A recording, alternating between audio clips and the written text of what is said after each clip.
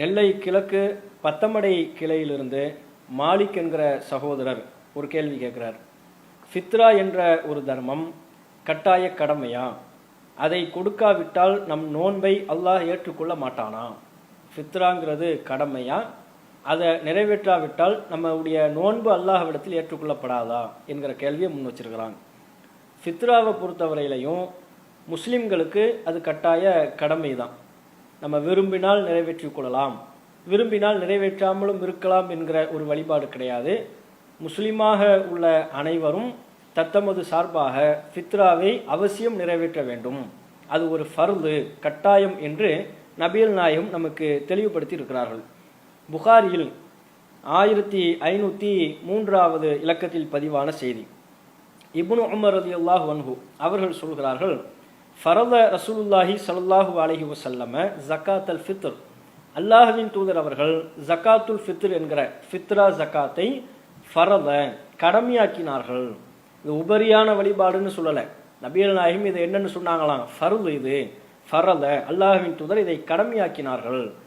சாஅம் மின் தம்ரின் அவ் சாஅம் மின் ஷஈரின், ஒரு சாவு அளவு பேரித்தம்பழங்களிலிருந்து ஒரு சாவு அல்லது கோதுமையிலிருந்து ஒரு சாவு அளவு கொடுக்க வேண்டும் என அல்லாஹ்வின் தூதர் கடமையாக்கினார்கள். யாருக்கெல்லாம் கடமைங்கிறத அந்த செய்தியில் சொல்லப்படுகிறது. யார் யாரெல்லாம் இதை கண்டிப்பாக அவசியம் நிறைவேற்றணும்? அலல் அபுதி ஒல் ஹுர்ரி, அடிமையாக இருந்தாலும் சுதந்திரமான நபராக இருந்தாலும், ஒல் தக்கரி ஒல் உன்சா, ஆணு பெண்ணு, ஒல் சகீரி ஒல் கபீரி மினல் முஸ்லிமீன், முஸ்லிம்களிலும் உள்ள சிறியவர் பெரியவர், அடிமை சுதந்திரமானவர், ஆண் பெண் என அனைவர் மீதும் இதை நபிகள் நாயகம் கடமையாக ஆக்கினார்கள். அப்போ இந்த ஃபித்ரா தர்மம் என்பது முஸ்லிம்களில் உள்ள அனைவருக்கும் இது கடமை என்பதை முதலாவதாக நம்ம தெரிந்து கொள்ளணும். எந்த அளவுக்கு இது கடமை என்பது வலியுறுத்தப்படுதுன்னா, அடிமைக்கும் நபிகள் நாயகம் இதை கடமை என்கிறார்கள். சிறியவர் ஒரு சகீர், சிறிய குழந்தைகளாக இருந்தாலும் அவர்களுக்கும் அல்லாஹ்வின் தூதர் இதை கடமை என்கிறார்கள்.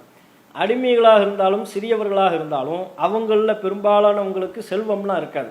குழந்தைகளாக இருந்தால் அவங்களுக்குன்னு என்ன செல்வம் இருக்கும்? அடிமைகளாக இருந்தால் பல அடிமைகளுக்கு அவங்களுக்குன்னு தனித்த அதிகாரம் பெற்ற செல்வம் பொருளாதாரம்லாம் இருக்காது தானே. அப்போ அவங்களுக்கும் இதை கடமைன்னு சொல்வதின் வாயிலாக அவங்களை யார் பராமரித்து கொண்டிருக்கிறார்களோ, அவங்களை யார் பொறுப்பெடுத்து கொண்டிருக்கிறார்களோ அவர்களின் சார்பாக குடும்ப தலைவர், அவர்களுக்கெல்லாம் பொறுப்பாக உள்ள நபர் நிறைவேற்ற வேண்டும், அவர்களின் மீது கடமை என்கிற கருத்து இந்த நபி மொழியில் வந்து விடுகிறது. அப்போ இதை நாம் முதலாவதாக தெரிந்து கொள்ளணும். இப்போ இதுலேயே அவர் என்ன கேட்டார்னா, இது கடமைங்கிறது இந்த நபி மொழியிலிருந்து நமக்கு தெரிந்து விட்டது. அதே வேளை இதை நாம் நிறைவேற்றாவிட்டால் நம்முடைய நோன்பு ஏற்றுக்கொள்ளப்படாதா? அந்த பகுதியை பொறுத்தவரையிலையும் நபிகள் நாயகம் அவர்கள் இந்த ஜகாத்துல் ஃபித்ர் என்கிற ஃபித்ரா தர்மத்தினுடைய நோக்கத்தை நமக்கு தெளிவுபடுத்துகிறார்கள்.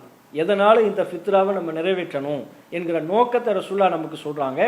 அபூ தாவூத், இப்னு மாஜா போன்ற ஹதீஸ் நூல்களில் இடம்பெற்றிருக்கிறது. இப்னு மாஜாவில் 1827 இப்னு அப்பாஸ் ரலியல்லாஹு அன்ஹு அவங்க அறிவிக்கிறாங்க, ஃபரத ரசூலுல்லாஹி ஸல்லல்லாஹு அலைஹி வஸல்லம் ஜகாத்தல் ஃபித்ர், அல்லாஹ்வின் தூதர் அவர்கள் ஜகாத்துல் ஃபித்ரை விதித்தார்கள், கடமையாக்கினார்கள். நோக்கம் என்னவென்றால், துஹ்ரத்தன் லிஸாயிமி மினல் லஹ்வி வர் ரஃபஸ், நோன்பாளியின் புறத்திலிருந்து ஏற்பட்ட வீணான காரியத்திலிருந்து தூய்மைப்படுத்தும் விதமாகவும், துஅமத்தன் லில் மசாக்கீன், ஏழைகளுக்கு உணவளிக்கும் விதமாகவும் இதை கடமையாக்கினார்கள். இந்த ஃபித்ராவுக்கு 2 நோக்கம் சொல்லப்படுகிறது. ஒன்று, ஏழைகளுக்குரிய உணவு, அந்த நாளில் ஏழைகள் கஷ்டப்படக்கூடாது, உணவின்றி சிரமப்படக்கூடாது, அவங்க பசியாறணும் என்கிற ஏழைகளினுடைய உணவுக்காகவும் இந்த ஃபித்ரா கடமையாக்கப்படுகிறது. அதை இன்னொரு காரணமாக நபிகள் நாயகம் அவங்க சொல்வது துஹுரத்தன் லிஸாயிம், நோன்பாளிக்கு இது பரிசுத்தப்படுத்தும், நோன்பாளிக்கு ஒரு பரிகாரமாக அமையும். எதிலிருந்து பரிகாரம்? அவர் நோன்பு வைத்து கொண்டிருந்த நிலையிலையும் அவரையும் அறிந்தோ அறியாமலோ நோன்பு வைத்த நிலையிலேயே அவரிடமிருந்து பல வீணான காரியங்கள் வெளிப்பட்டிருக்கும், வீணான நிகழ்வுகளில் அவர் ஈடுபட்டிருப்பார்.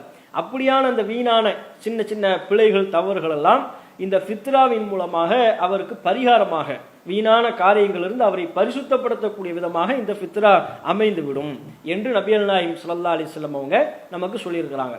அப்போ நோன்பின் போது நமக்கு ஏற்படக்கூடிய சிறு சில பிழைகள், வீணான காரியங்கள், அதுக்கு பரிகாரமாக நபிகள் நாயகம் இதை சொல்கிறார்களே ஒழிய ஃபித்ரா நிறைவேற்றாவிட்டால் நோன்பு கடமையவே நீங்கள் நிறைவேற்றியதாக ஆக மாட்டீங்க, நோன்பு கடமையே உங்களுக்கு செல்லாதுன்னு ரசூல்லா நமக்கு சொல்லலை. இது கூட யாருக்கு தான் முடியும்னு உள்ள ஒரு ஆளுக்கு தான்.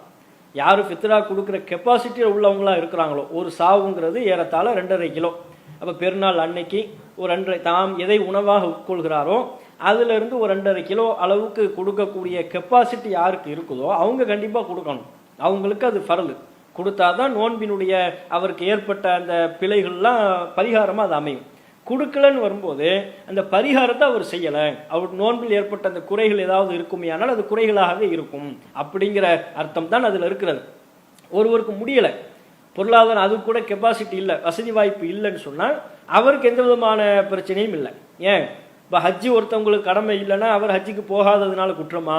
நோன்பே ஒருவருக்கு வைக்க முடியலை, நோயை தீராத நோயாளியாக இருக்கிறாரு, அதனால் அவருக்கு வைக்க முடியலைன்னு சொன்னால் அவர் வைக்காமல் இருப்பது குற்றமாகுமா? அது மாதிரி தான் இப்போ ஜக்காத் இருக்குல்ல, ஃபித்ரா அல்லாமல் நம்ம வளமையாக கொடுக்கக்கூடிய ஜக்காத்து, அந்த ஜக்காத்து ஒருவருக்கு கொடுக்குற தகுதியில் அடையலைன்னு சொன்னால் அவர் ஜக்காத்து கொடுக்காமல் இருப்பது எப்படி குற்றமாக ஆகாதோ, அதுபோல் இந்த ரமலான் மாதத்தினுடைய ஃபித்ரா என்கிற தர்மத்தை பொறுத்தவரையிலையும் பல ஏழை எளிய மக்கள் இருப்பார்கள். அவங்களுக்கு இதை கூட நிறைவேற்ற முடியாத நிலை இருக்கும். அந்த மாதிரியான மக்களை கண்டறிஞ்சு தானே நம்ம ஜமாத்தின் சார்பாக போய் விநியோகம் பண்ணுறோம். அப்போ அப்படியான ஏழைகள் நோன்பு வைப்பவர்களாக இருக்கிறார்கள், ஆனால் ஃபித்ராவை நிறைவேற்றுவதற்கு அவங்களுக்கு எதுவுமே இல்லைன்னா அவர்களுக்கு அது பிரச்சனை இல்லை, அவர்களுக்கு அது எந்த குறைவையும் ஏற்படுத்தாது என்பதை நாம் இதிலிருந்து விளங்கிக் கொள்ளலாம்.